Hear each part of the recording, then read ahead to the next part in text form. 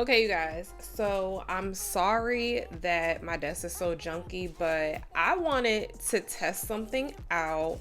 I happened to be at Hobby Lobby and I was getting some rhinestones, some preciosa or whatever they're called stones. And I happened to go down the arts and craft aisle and stumble upon this little gem right here. So it is a size 12 brush and it says that it's good for oil, acrylic, and watercolor. So I don't know if it's actually going to work with actual acrylic powder, because I don't think that that's what they're talking about. It's probably like an acrylic paint. So I don't know if it's going to get stuck in the bristles or what the case may be, but we can just compare it really quickly to another brush that I have. So this is a Pana size 10. I think I have a 12 somewhere over here if I can find it. I have a size 12 somewhere. I don't know where I put it, guys. Is this it? Okay. So here's a size 12 Todds brush. And so as you can see, they're not as thick. Well, this one is kind of messed up. So the thickness of it already, it's pretty thin, because I think it is meant for just paint, not actually doing acrylic. But today we're going to test it out to see if it lays acrylic, and we're going to see how it really works. We're going to be using Not Polish Milky White. I chose to use this one because Not Polish is a really good brand, and I know that Not Polish does not typically get stuck in my brush when I'm using an actual acrylic brush. So this brush was $10.99. I believe it was actually way cheaper because everything at Hobby Lobby is always on discount, always on sale, like 50% off. So I don't even think that it was $10.99. I think it was like, I don't know, maybe $8.99 or $8 or something. So we're gonna see if an $8 brush can achieve what we want it to achieve and if it's actually going to last or not. So without further ado, let's go ahead and get into it.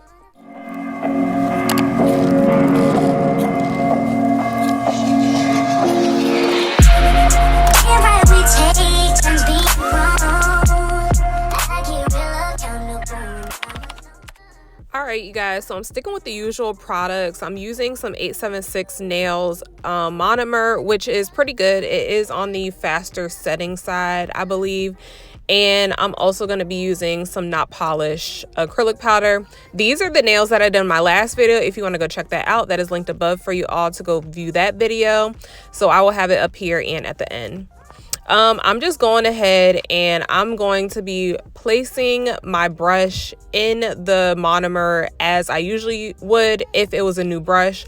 I'm just going to get all the air bubbles out and everything. And I wanted to see how much monomer was in it, but it does not soak up a lot of monomer. We already kind of knew that because it was so thin. So I am going to be trying to use a little bit more monomer than less. So this first bead was supposed to be a medium to large size bead. It did pick up very nicely. However, it did not polymerize, and I believe it didn't polymerize because there was not enough monomer in the brush. It just does not hold a lot of liquid, so I did have to go back in and wet the brush and then wet the bead a little more, and then it was moving how it normally would. So the first bead actually laid really nicely, you guys, like really nice.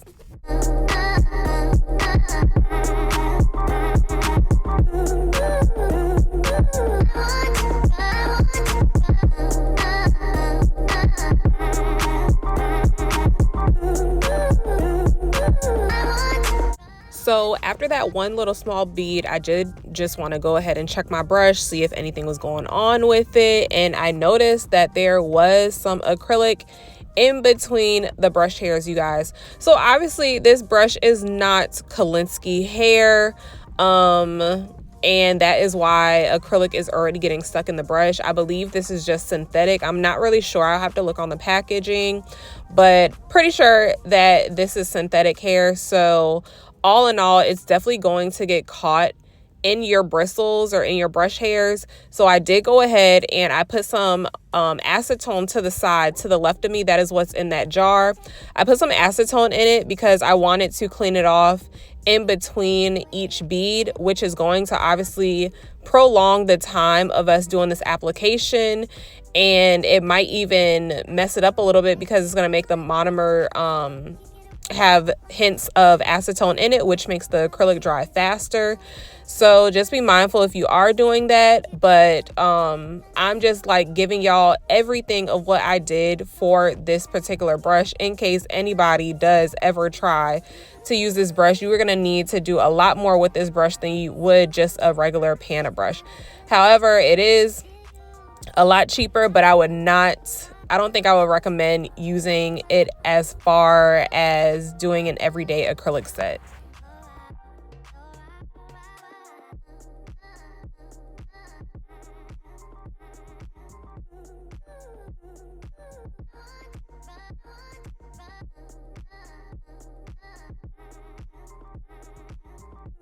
So obviously if acrylic is getting stuck in your brush, it's going to tend to grip the other acrylic that is already on the tip or the nail. So you want to make sure that you are cleaning your brush and keeping it as clean as possible. You're going to do this with a regular acrylic brush, but you definitely have to do it with this one. Except for this one, you're going to have to clean it in acetone because that monomer is not going to get this amount of acrylic that you have stuck in that brush out. Now, obviously, my application was trash, but we're not here for the application today. I promise y'all I do a little better than this on acrylic nails. But today, we're just wanting to see if this brush will actually work, since acrylic brushes are like the most pricey things for nail techs to have. So we're always looking for alternatives. But as far as this one being an alternative, I don't particularly think that I would suggest this to you all, just seeing as though you are going to have to do a lot and work very, very hard. You're going to have to work very, very hard to get the application that you want, and it's going to get caught in your, like the acrylic is going to get caught in your brush. So it would not be my first suggestion to go out and buy this just because it's cheap. As y'all know, acrylic brushes, the cheaper they are, the less they're going to work. Like, they're not going to work as good as the more pricey acrylic brushes. But I also want to say this acrylic brush is not meant at all. I don't want y'all to think that this acrylic brush is meant for actual acrylic powder to do nails with. This acrylic brush is meant to paint with.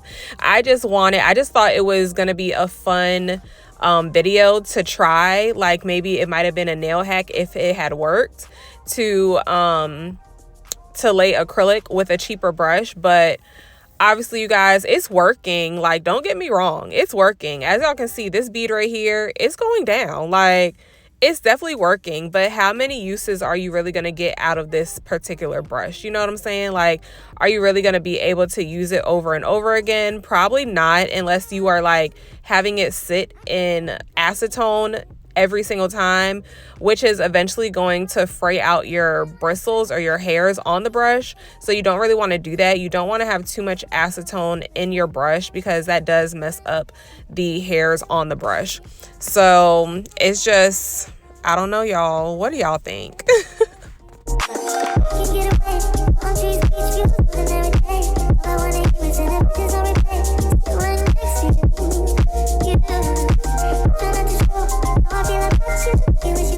Like, honestly, you can't even get in the creases because of the brush. The brush is so messed up already just off of this little bit of application.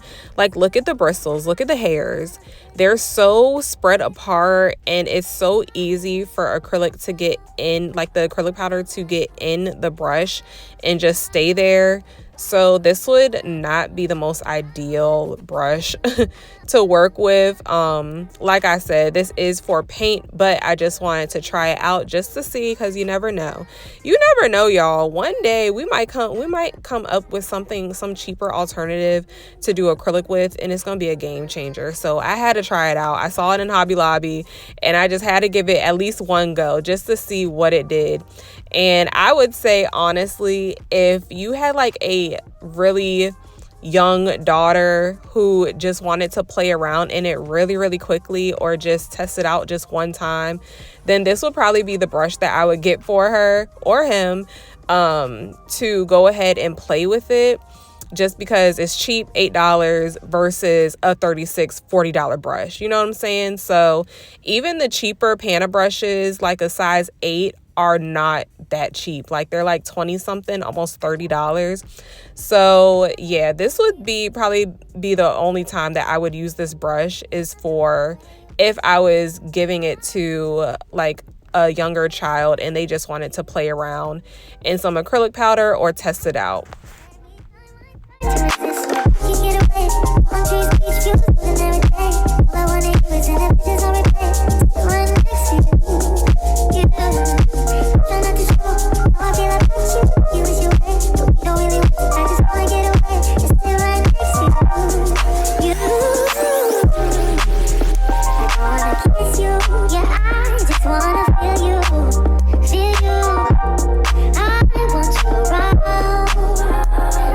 So this is the last finger, you guys, and honestly, I'm gonna just be honest, the application was not as bad as I thought it would be.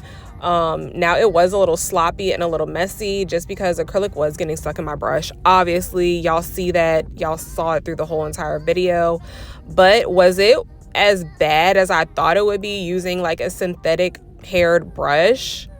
No, not really. Honestly, it wasn't that bad. It wasn't as bad as what I thought it would be. Do I think that you can clean this brush and reuse it? Probably. Maybe get one more use out of it, maybe two, if you're really cleaning your brush how I did throughout the video or throughout the application with acetone. But definitely go ahead and get y'all a Pana brush, you guys.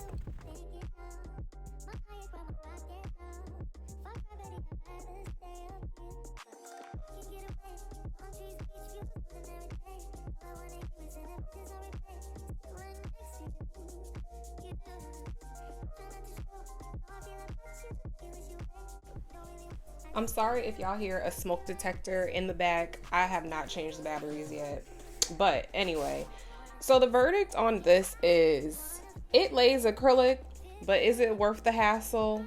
No. There is definitely so much acrylic in my brush just from those 4 fingers. Like, it's ridiculous, you guys. I don't know if y'all can see it or not, but look, like literally so much acrylic is in my brush.